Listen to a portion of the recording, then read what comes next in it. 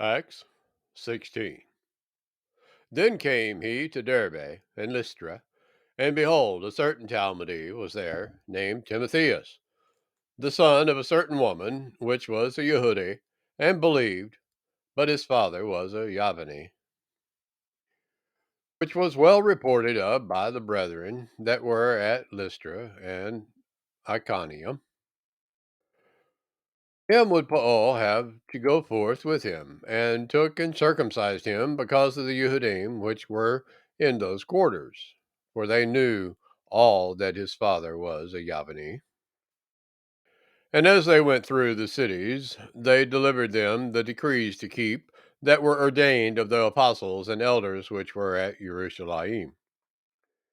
And so were the called out assemblies established in the belief and increased in number daily. Now, when they had gone throughout Phrygia and the region of Galatia, and were forbidden of the Ruach HaKodesh to preach the word in Asia, after they were come to Mysia, they essayed to go to Bithynia, but the Ruach suffered them not. And they, passing by Mysia, came down to Troas. And a vision appeared to Paul in the night. There stood a man of Macedonia and prayed him, saying, Come over to Macedonia and help us. And after he had seen the vision, immediately we endeavored to go into Macedonia, assuredly gathering that Yahuwah had called us for to preach the Besorah unto them. Therefore, loosing from Troas, we came with a straight course to Samothracia, and the next day to Neapolis, and from thence to Philippi, which is the chief city of that part of Macedonia, and a colony, and we were in that city abiding certain days. And on the Sabbath we went out unto the city by a riverside, where prayer was wont to be made, and we sat down and spoke unto the women which resorted thither. And a certain woman named Ludi, a seller of purple of the city of Thyatira, which worshipped Yah, heard us, whose heart Yahuwah opened, that she attended unto the things which were spoken of Paul. And when she was immersed, and her household, she besought us, saying, If ye have judged me to be faithful to Yah, come into my house, and abide there. And she constrained us. And it came to pass, as we went to prayer, a certain damsel possessed with the ruach of divination met us, which brought her masters much gain by soothsaying.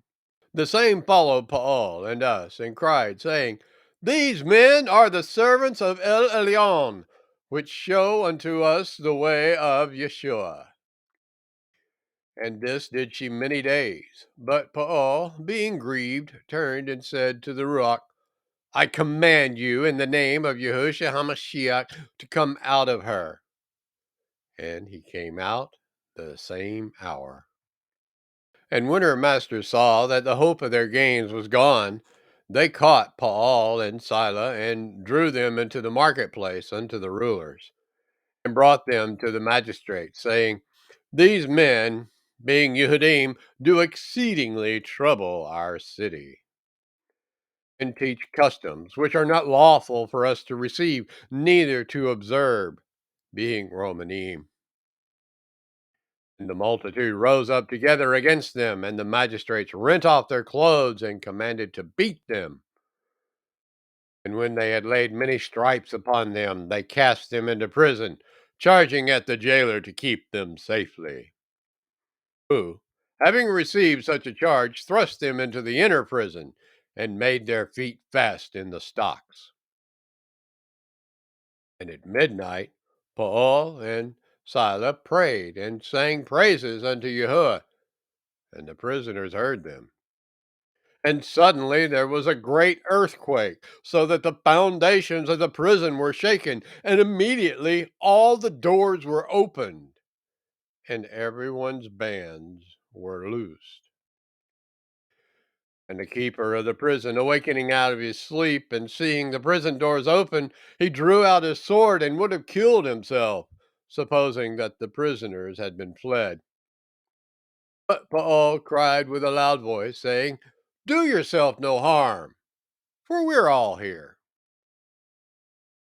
Then he called for a light and sprang in and came trembling and fell down before Paul and Silas and brought them out and said, "Sirs, what must I do to be saved?" And they said, "Believe on the Adonai YAHUSHA HaMashiach, and ye shall be saved and your house."